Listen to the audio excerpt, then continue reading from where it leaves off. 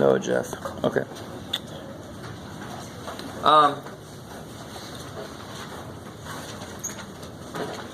So if I told you G and H, for example, are mutually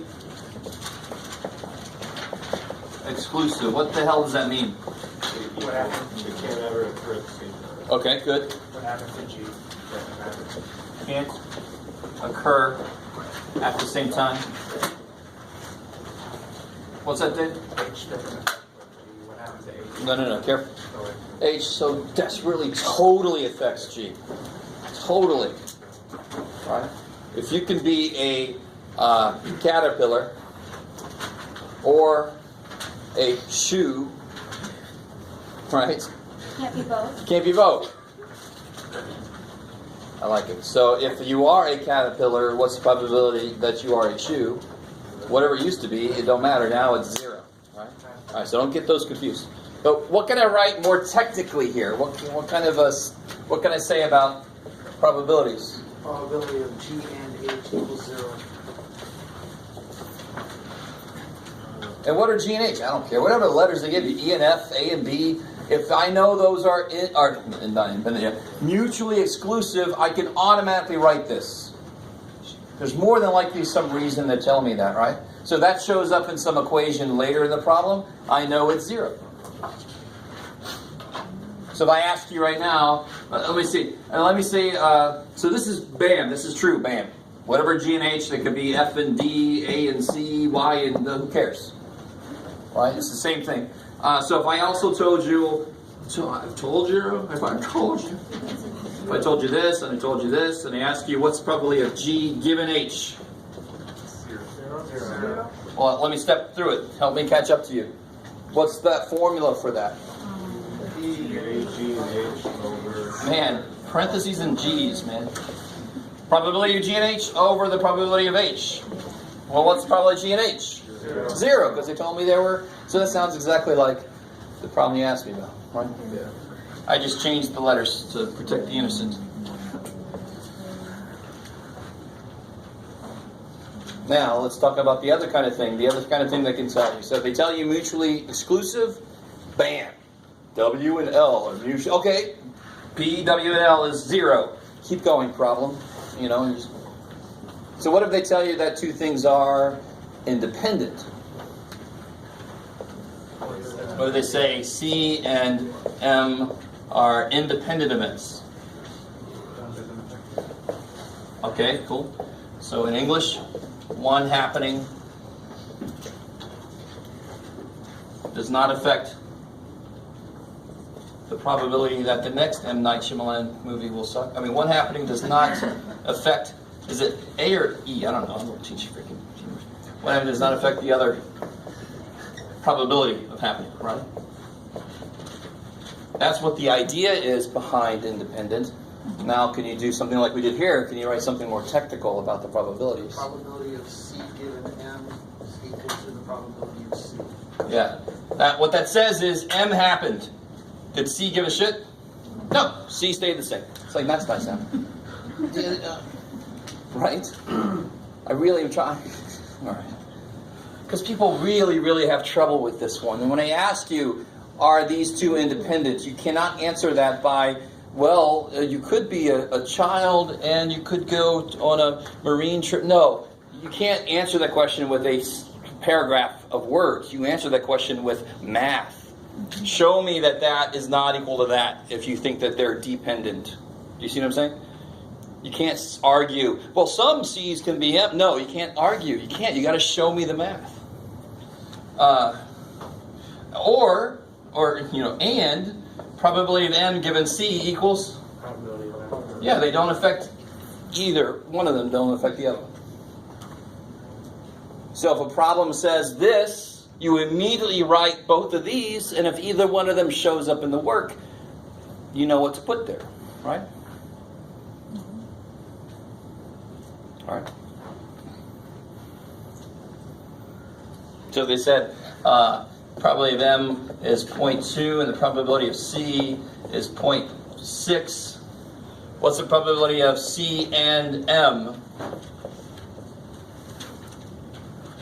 What's the formula for C and M? Everybody's got this one here, right? Can I take this one over? Thank you. What's the formula for C and M? Ruh-roh.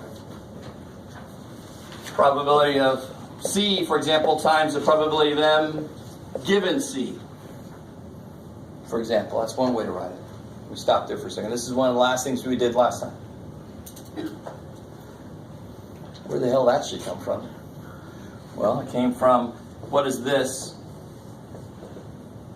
We just had this one up here, didn't we? What is this? Probability of A and B Given B. Over. Yeah. So if I multiply that up, don't I get a formula for and? I mean, just, right? So probably C and M is probably C times probably M given C, or probability of M times C given M. That is a formula that you can have sitting on your formula sheet. It's not a bad idea to start making a formula sheet so you can have it sitting next to you as you do your homework. Excellent idea. Yeah. Because they don't affect each other. The probability of M times the probability of C would also work with that. Yeah, so what does this formula become? So probably C and M. What's the probability of C? 0.6. And what's the probability of M given C? 2.2. It equals probability of M in this case. So then you can put 0.2 there because I know they're independent. So the only time you can just multiply two probabilities together is if I know they're independent. So if you ever catch yourself doing that, say, all right, me, do you know that these are independent before you do this? Craziness. Maybe. So if I said, I'll pick a card, I'll pick two cards. Let's probably get two kings. Well, what's the first one is a king? One. So probably two kings. You with me? We did this one the other day. 4 to 52. What do you put here? 3 to 51. The correct response is, you didn't tell me enough information, Jeff. If they're independent, meaning I do it with replacement, I can just put that same probability again. I can just multiply the two probabilities. If they are dependent, this one has to change. Do you see what I mean? Because what would this really be? It would be the probability of a king times the probability you get a king given you got a king on the first try. And if I put the damn king back in, this is equal to the probability of king. It resets. If I don't put that first king back in, oh shit, now given that I took that king out, it's going to change. So you can only multiply two things if you know they're independent. So one situation we know is independent is when I do something with replacement, because it kind of resets all the probabilities. If I do something without replacement, they all change. So that's dependent. Depending on what I just picked, every other probability is going to change. Yeah. So the new number would be like 3 over 51. Yeah, if this was, if without replacement, this would be 351. If it was with replacement, it'd be probably a king times probably a king. Because then they would be independent. All right, maybe. So this would be, what's that? Which one? Cool. All right, don't put 1.2. If you ever get 1.2 as an answer to a probability question and you can't figure out, now first off, is there a problem with that? Yeah, 1.2 is bigger than 1. There's a problem. If you can't figure out why it's wrong, say something to me. Don't just put 1.2 and circle it. That's a bad thing, because then you lose more points, because that's a conceptual problem, right? Well, I knew. No, you better put something down. Write something down. You understand what I'm saying? If you're like, I don't know why it's coming out to be 1.2, but I know it shouldn't be. Say that. I know it shouldn't be this, but I can't see why. And then I'll look for why, but I'm like, okay, at least I know you know, and you're not going to lose as many points. Does that make sense? Sense? All right. Somebody's laughing. I'm like, that only makes sense, right? All right. Anything else from homework? You do the 4. Yeah, you do the 4 as well. For where? Sorry. 42. Oh, sure.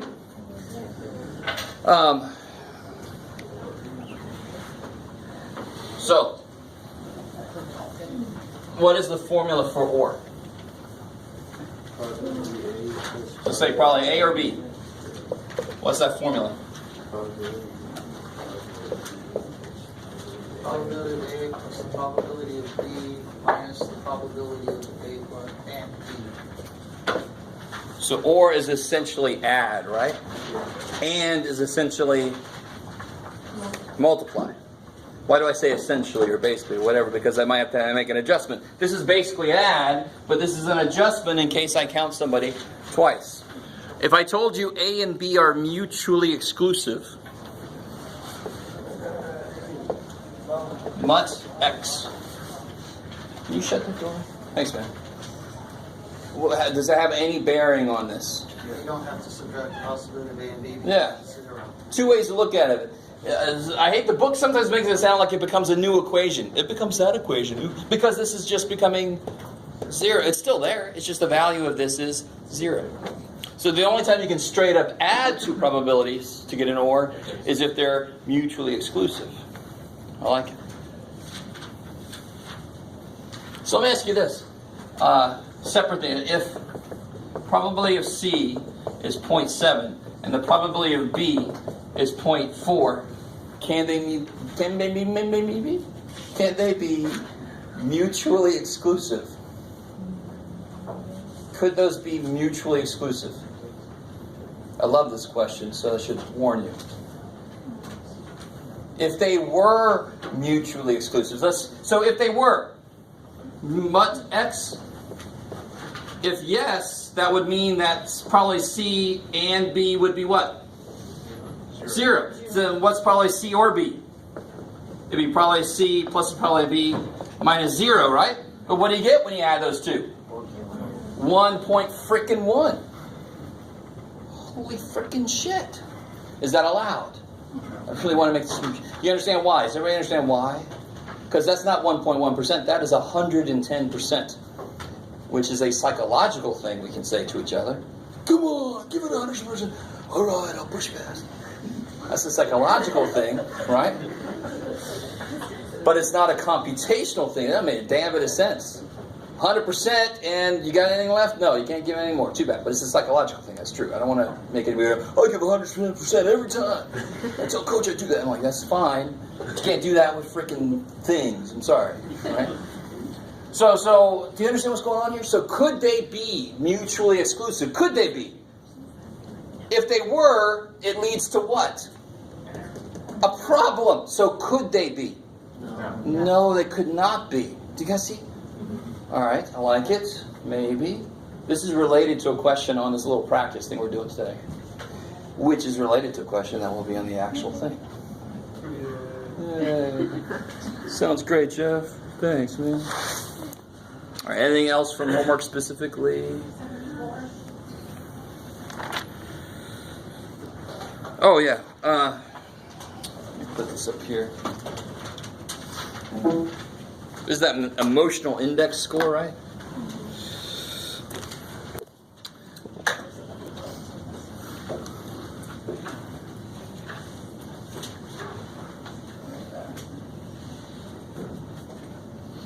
Okay. This problem here. This problem's just kind of crazy. 74. So what's the probability that an emotional health index score is less than 80.2 given that it's less than 81? So anytime you see the given, what's going to change? The denominator, right? So if it's already less than 81, which ones of these am I going to throw out? One's greater than 81. One's greater than 81. It's crazy. I'm going to throw all these are going to get thrown out. Holy crap, you can't see anything when I do it. Holy crap, somebody had it way up there. Let me see if I can do this time. Here. Oh, there's a worried person. It almost covers it. So I'm gonna lose everything that's over 81. So I'm gonna lose all those. Right? That line there is 81. Is that cool? So that's my universe right now, right? Sideways worried lady. So the question says, given that it's already less than 81, so that's my whole universe now, what's the probability that it was less than 80.2? Well, shit, I need to be able to see that. So I gotta work this thing. There we go. Is that right? Yes, good. Less than 80.2, I would say definitely these 4 here. I would say 4 or 5. Depends on how you estimate this. Out of what? How many total are there now? Did I go too far? I went too far. There we go. 7. My bad. That's 81. There's 7 total. Out of those 7, how many are less than 80.2? 4 or 5, depending on the way. I'd say 4. So I'll give you some leeway on that one. So the bottom, in any given, the bottom could change. That's the only time the bottom could change to begin with, is if I can throw some stuff out. Is that cool? Yes? Okay, all right. So anything else specific? There are some more I want to go over. I just want to see if somebody asks them. Do you guys do okay with this problem? What was that problem? Was it this one here?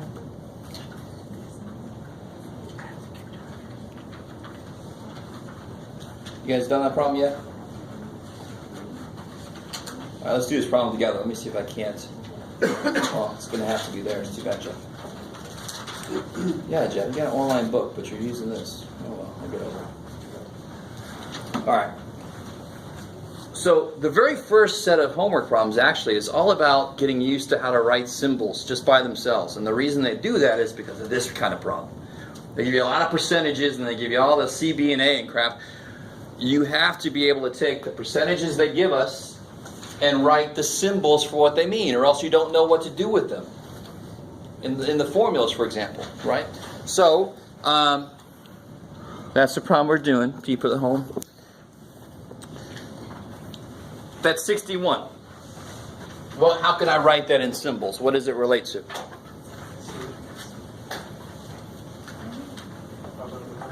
Yeah. C is the California registered voters who support same-sex marriage, and 61% of California registered voters approved of allowing 2 people to allow same-sex marriage. Right? Probability of C equals 61%. 0.61. I like it. This is just like any, it's not really a word problem, any problem with words in it. I have to translate into mathish. So I got to take the English words and translate them into math expressions. And in probability, that's a math expression. So it's like a function thing, right? P of C is 0.61. That's exactly what it is. The next percentage I hit, 78%. Among 18 to 39-year-olds. And that's A. Among those people, the approval rating was 78%. So I love this. There's a hidden word in there that's important. Who am I focusing on? Probability of A given C. Let's see if that's right. What do I know about the person? Who am I? I know that they're 18 to 30. So given that they're 18 to 39, and which one's 18 to 39? A. So given A, the probability that they approve, C, is what? 78%. You guys with me here? You guys understand what's happening? So that's another, so English always has a million different ways to say the same damn thing. They got around saying the word given, right? Just by using the magic of English. And then 6 in 10 California registered voters said that the upcoming Supreme Court's ruling about the holy crap, blah, blah, blah. So B is the California registered voter. Okay, that's pretty straightforward, right? So what's the probability of B? 60%. 60%. I like it. You guys see that? 6 in 10, 60% of California, of these people. So there you go. Probability of B, probability that the registered voters say that this ruling is very or somewhat important to them is 60%. You guys still with me a little bit? Totally. What's up? I'm sorry? So what is, event B is California registered voters who say the Supreme Court's ruling about the Constitution is somewhat very important to them. And this is 6 in 10 California registered voters said that the upcoming is very somewhat important to them. So the probability of B happening, if I pick somebody, the probability of B happening is 60%. I like it. Whew. Any more? I think there's one more here somewhere. Probability of beacons. Blah, blah, blah, blah, blah, blah. Out of those California registered voters who support same-sex marriage. Stop. What's that? Yeah. Given C. So I haven't even looked at the rest of it. So given C, out of those registered California voters who support same-sex marriage, and C is California registered voters who support same. So out of those, given that I'm looking at those people, what's the rest of it say? The probability, 75% say the ruling is important to them. B. So probably B given C is 75.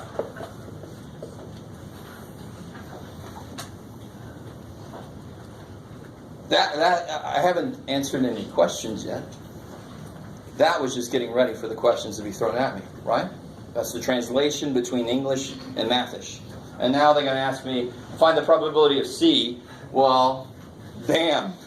The nice thing is some of the questions are, just look at your list and tell me this. Probability of B, bam.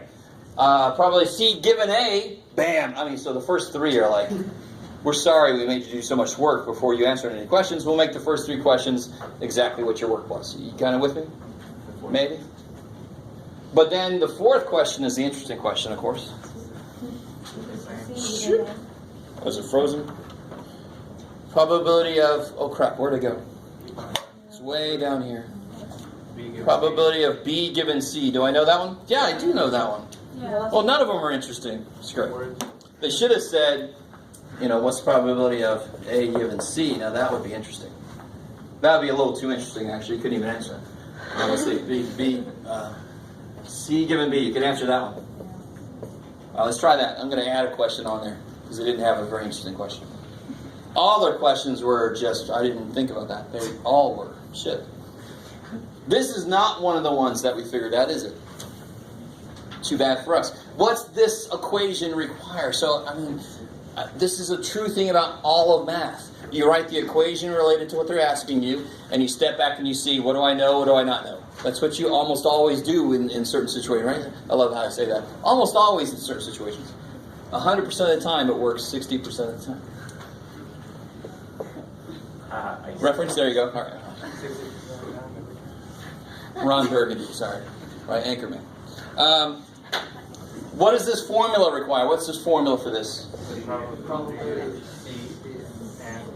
C and B. Over the probability of B. All right, which part of that do I have? Probability of B. I know the probability of B. I don't know the other thing. I don't know the probability of C and B, do I? Nope, I sure don't. Shit. So can somebody see how to get it?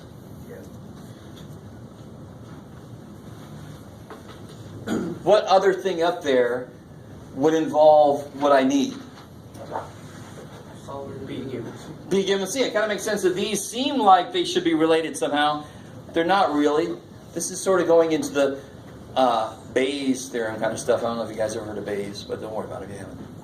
Bay leaves? No, Bay leaves. What is the formula for this? What's the formula for B given C?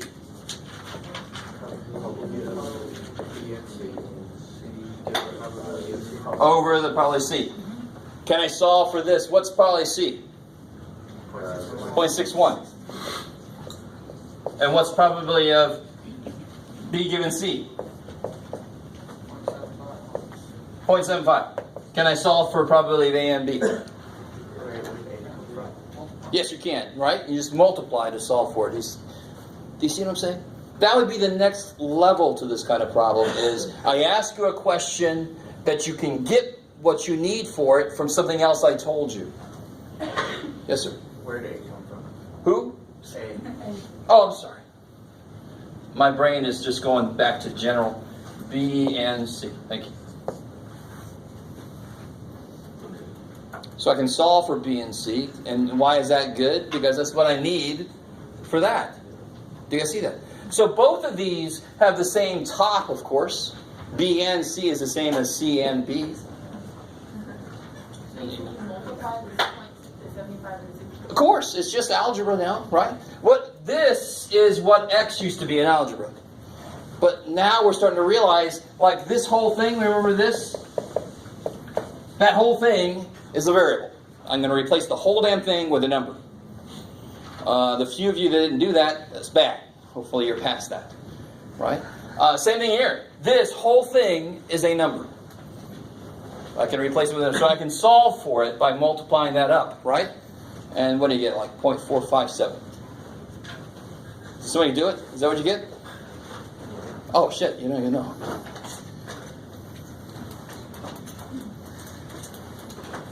.4575. Sorry. So probably BNC is 0.4575? And then I can plug that in there, divided by B, and get that. And again, this is just something I added, but it might be good, since I added it, and I will be making your quizzes and tests, it might be good to take note, right? So here I could do this now, 0.4575, that's what that is, divided by the probability of B, which I've known forever. And then whatever the hell that is. 0.758. All right, shoot, I was way off. All right, anyway, again, just to remind you guys, this problem did not involve this. This is me adding stuff on, right? Does it go to the next page? Maybe it does involve that. Does it involve it? No. Almost. What is B given C? Find C and B. There you go. Yeah, find C and B. Kick ass. So you did have to do this. I love it. I love it a lot. But, all right, let me just really make sure here. If they ask me, if this is all I know, and they ask me what's probability of B and C, you don't just sit there and go, I don't even know what. You say, which one of these involves B and C? This one does. Do you guys start to understand what I'm saying? If I know enough other stuff, then the formula for this I can solve just like we did. That's how you write every damn thing you know, and then you look at the question and go, okay, well, how does that relate to something I know? Maybe. All right, they ask us anything else weird? C or B. C or B will be easy now. Once you know C and B, C or B is probably C plus probably B minus what you just got, the C and B. Right? No? If they ask you, again, I really want you to make sense. The minute they ask you a question, you write down the formula for it. Then what do? You step back and you say, do I know everything I need to know, or do I need to figure out how to figure out something I don't know yet? I like how I said figure out how to figure out. Right, so you write the formula for C or B, and then you say, what part of that do I not have? At this point, you'll have all of it. You have probably C, you have probably B, and you will have the probability of C and B. So you just throw that in the formula, no problem. Okay, cool, I like it. And then you'll be able to answer part J. Well, from part G, you'll be able to answer part J. Obviously, C and B, are they mutually exclusive? Is that going to be what it needs to be? It's not going to be 0. So C and B can't be mutually exclusive. They must overlap. Okay, I like it. Okay, that was a semi-intense problem, but it's the worst thing in the world for me to hear students say is, and this is going to make some of you guys freak out, is to come up to me after test and say, well, you put a problem on this test we never did. That's the whole freaking point. The whole point of this is to get you to understand ideas and apply those ideas anywhere. Right? I'm not going to just put weird ass shit on there, but I might put something on there that's not exactly anything you've seen, but involves the formulas. You just have to plug and chug. You just have to know what the formulas are. You can have a sheet of formulas. You have to be able to do this kind of stuff here. Write the formula for what it is, and then see what you can get from it. That's the whole idea.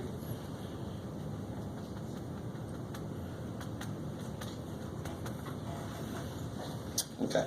Some of you guys look very upset. Oh well. I mean, that's what math tries to do. Right? And we've just got to be ready for that. Anything else specific? That was my thing I wanted to talk about. Anything else specific from homework stuff? No. Okay. All right. So a couple more things before I unleash you on this practice quiz.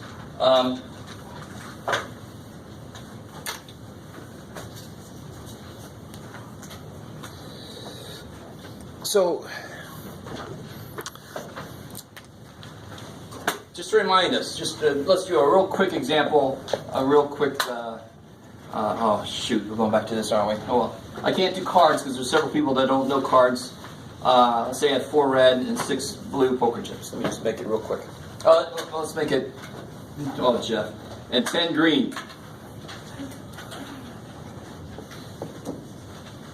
Pick 3 without replacement.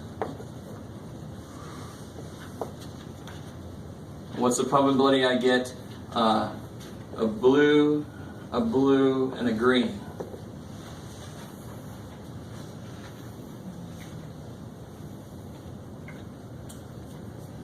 So what the hell? How do I do this? What was my suggestion? What do I do? Immediately, how many blank spaces do I have? 3. I got 3 things I'm doing. So I have something, and something else, and something else.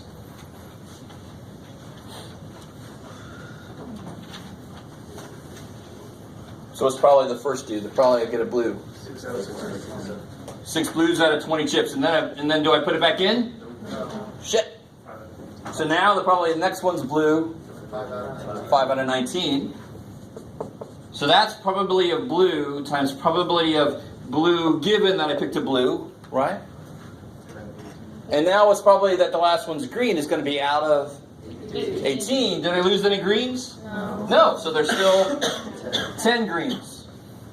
So why did that number change? Because I lost a blue. I still have all the greens at the end. Let me stop there for a second. We've done this kind of problem several times, so I just want to do this real quick to get us into the next level of this.